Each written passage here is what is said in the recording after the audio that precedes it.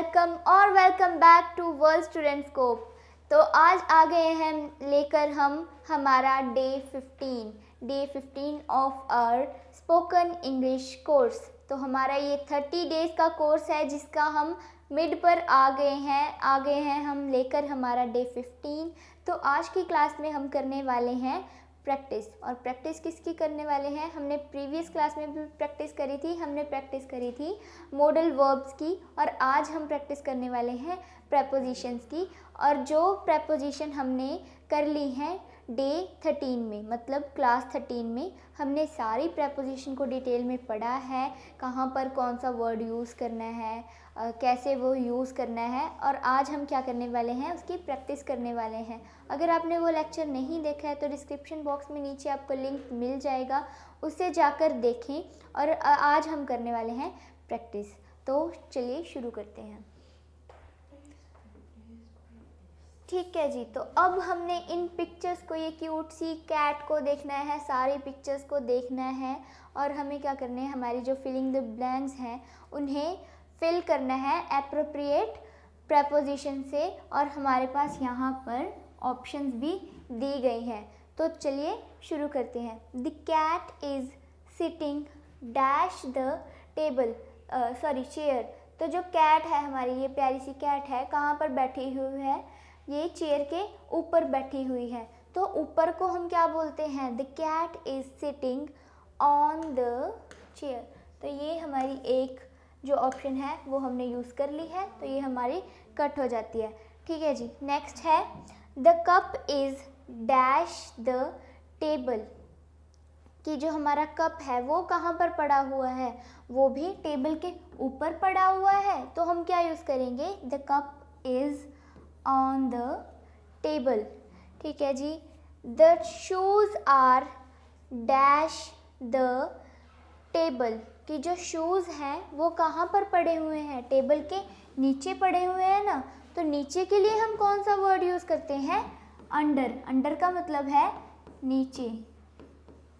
तो हमने हमारे प्रेपोजिशन वाले लेक्चर में ये सारा कुछ जानना है, अच्छे से हमने उसे पढ़ा है प्रेपोजिशन को। अगर आपने नहीं करे हैं तो उसको जाकर आपने देख लेना है कि आपको सारे समझ आ जाएं कि हमने कैसे, कहाँ पर कौन से वर्ड यूज़ करने हैं, उनका मतलब क्या है। तो यहाँ पर क्या आएगा? The shoes are under the table.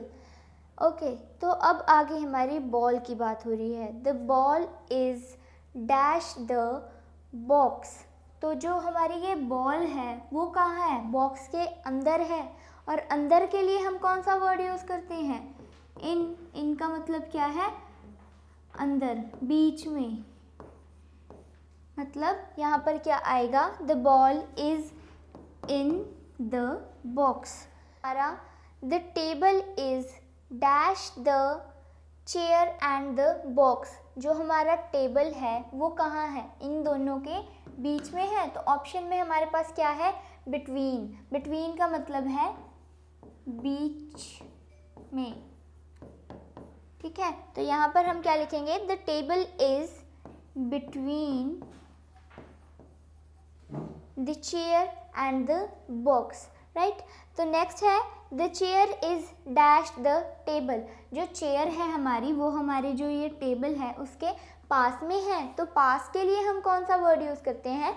हम यूज़ करते हैं नियर। तो हमारा ऑप्शंस में भी पड़ा हुआ है नियर। नियर का मतलब है पास। मतलब जो हमारा ये चेयर है वो हमारे टेबल के पास है। ओके जी, तो आगे चलते हैं, थोड़ी सी और प्रैक्टिस हो जाए। ठीक है, तो अब है हमारे क्वेश्चंस। 2 फिलिंग द ब्लैंक्स हैं एक में, और हमें करेक्ट ऑप्शन चूज़ करनी है, करेक्ट सेट चूज़ करना है ऑप्शंस का, राइट।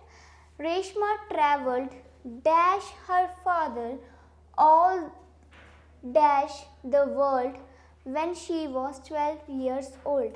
रेशमा ने क्या करा? ट्रैवल्ड डैश हर फादर, उसके फादर के साथ, मतलब उसने अपने फादर के साथ पूरा वर्ल्ड ट्रैवल करा जब वो 12 years की थी। साथ के लिए हम क्या यूज़ करते हैं? With her father all dash the world when she was 12 years old. All over the world when she was 12 year old. Over मतलब कि ऑल ओवर मतलब सारा वर्ल्ड उसने घूमा जब वो कितने साल की थी, वो 12 इयर्स की थी। तो हमारा करेक्ट ऑप्शन क्या है, नंबर 3। नेक्स्ट है when mom will serve the dinner get the books dash the table. मतलब कि जब मम्मी है वो डिनर सर्व करेगी, डिनर परोसेगी, get the books dash the table, gets the book off the table मतलब टेबल से बुक्स हटा देना, उस टाइम टेबल से बुक उठा लेना, राइट। तो नेक्स्ट चलते हैं हम। अब है my father's in law lives, my father in law lives dash Stanley road, कि जो मेरे फादर इन लॉ हैं वो कहाँ रहते हैं, स्टैनली रोड। तो यहाँ पर क्या आएगा, my father in law lives by Stanley road. By क्यों बोला, कि उसके पास हैं, हमें एग्जैक्ट नहीं पता है। अगर हम एट बोल देते, एट रोड पे थोड़ी ना रहते हैं, वो ऑन होता, वो भी रोड पे थोड़ी ना रह रहे हैं father in law. By, by मतलब कि उसके पास हैं, नियर हैं, ठीक है। ओके, तो नेक्स्ट में है हमारे पास the host were happy dash our visit dash their home. और ऑप्शंस क्या है हमारे पास, ऑन या टू, फॉर, इन, विद और टू।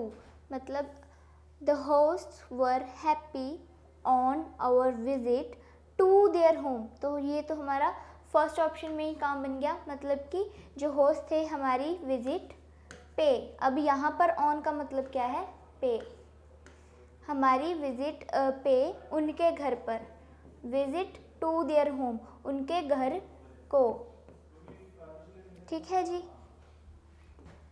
तो moving on to next, now we have she was relieved dash the pain after the effect of medicines. मतलब कि जो वो लड़की थी वो थी रिलीव्ड हो गई थी, मतलब उसे आराम मिल गया था। Dash of the pain after effect of medicine, pain से उसे राहत मिल गई थी। रिलीव्ड का मतलब है राहत पाना, रिलीव अगर सिंपली रिलीव बोलेंगे हम, उसका मतलब है राहत मिलना, ठीक है। She was relieved dash the pain after the effect of medicine. Of लगाएंगे तो वो तो मतलब उठा लो या ख़त्म होएगी चीज़, तो इसका मतलब ये है she was relieved from the pain, नहीं। तो अब हमारा क्या आएगा, she was relieved of the pain, pain से उसे राहत मिल गई थी। कब, जब उसने मेडिसिन का उस पर असर हुआ। The manager has no supportive facts to speak on, speak on की जो हमारे सपोर्टिव इफेक्ट्स हैं, फैक्ट्स हैं, उसके बोलने के लिए नहीं है, तो नहीं, ऑन भी नहीं आएगा, ऑफ भी नहीं आएगा, फॉर भी नहीं आएगा, अबाउट, अबाउट मतलब बारे में। जो मैनेजर है उसके पास सपोर्टिव फैक्ट्स नहीं हैं टू स्पीक अबाउट, मतलब कि उसे जो सपोर्टिव फैक्ट, उसके पास सपोर्टिव फैक्ट्स नहीं हैं किसके बारे में बोलने के लिए, right. Okay, now we have they think that Sherry just drove dash them, from them उनसे, ड्रोव क्या है, हमारी ड्राइव की सेकंड फॉर्म है, ठीक है। ये हमारी सेकंड फॉर्म है ड्राइव की, कि उससे उन्होंने वो गुजरे हैं। फ्रॉम देम नहीं, उनसे थोड़ी ना गुजरे हैं। थ्रू देम उनके बीच में से नहीं गुजरे हैं। ऑन देम उनके ऊपर से नहीं गुजरे हैं। पास्ट देम मतलब उनके पास से, उनको पीछे छोड़ते हुए उनके पास्ट गुजरे हैं, राइट। नेक्स्ट है he saw a cat crawling the fence, he took it to school dash him. Crawling मतलब वो रेंग रही है, कहाँ पर, ही उसने देखा कि एक कैट है, क्रॉल कर रही है, रेंग रही है, अंडर द फेंस, फेंस के नीचे वो रेंग रही है। He took it to school with him, मतलब वो अपने साथ उसको स्कूल ले गया। तो हमारी कौन सी ऑप्शन ठीक है? नंबर 1। अब आ गए हैं हम नंबर 9 पर। Question number 9, the river Saraswati flows dash India is the oldest river dash the country. जो सरस्वती रिवर है कहाँ पर फ्लो कर रही है? इंडिया में फ्लो कर रही है। और ये क्या है? Is the oldest river dash the country, country की ओल्डेस्ट रिवर है। तो हमारी कौन सी ऑप्शन करेक्ट है? नंबर 1, मतलब the river Saraswati flows in, मतलब में, इन इंडिया, इंडिया में वो फ्लो करती है, वो बहती है। Is the oldest river of the country, country की वो क्या है? सबसे पुरानी रिवर है। ओके, नेक्स्ट है पीपल जज us by our actions dash we जज our self dash our thoughts, मतलब कि जो पीपल है हमारे एक्शन से, हमारे जो हम काम करते हैं, कार्य कर रहे हैं, उससे हमें जज करते हैं, उससे हमारे अपने दिमाग में अपना हमारा व्यू बना लेते हैं कि ये ऐसा इंसान है, इमेज बना लेते हैं, जज करते हैं। लेकिन हम क्या करते हैं? वी जज our self dash our thoughts. तो क्या आएगा? हम हमारे थॉट से जज करते हैं। तो से के लिए क्या आया? बाय। तो इसके साथ क्या है option? Whereas, whereas मतलब जबकि, ठीक है। मतलब कि पीपल जज us by our actions, people हैं जो लोग हैं वो हमारे एक्शन से हमें जज करते हैं।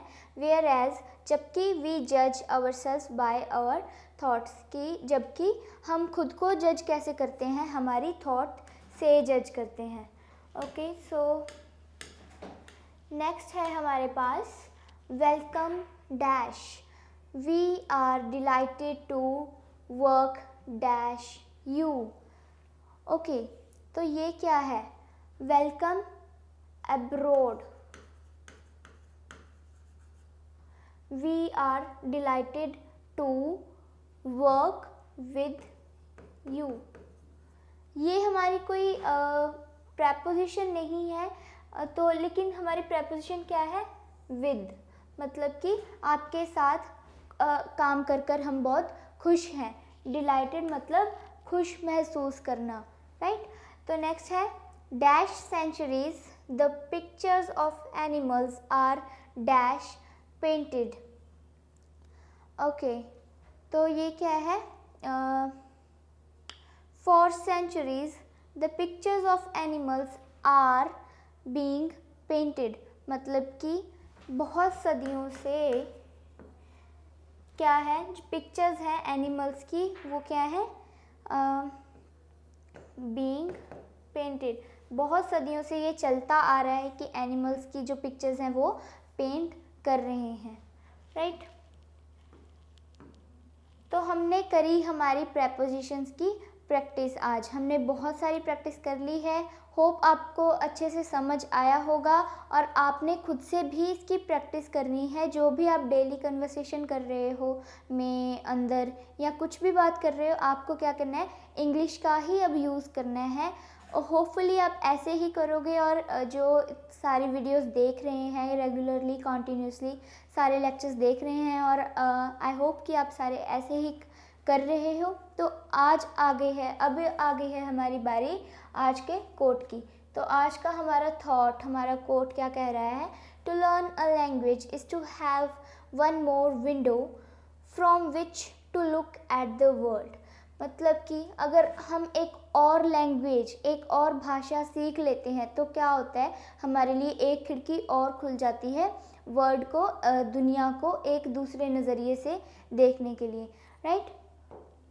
Okay, so that is it for today's class. I'll meet you in next class. Till then, keep learning, keep practicing. Thank you.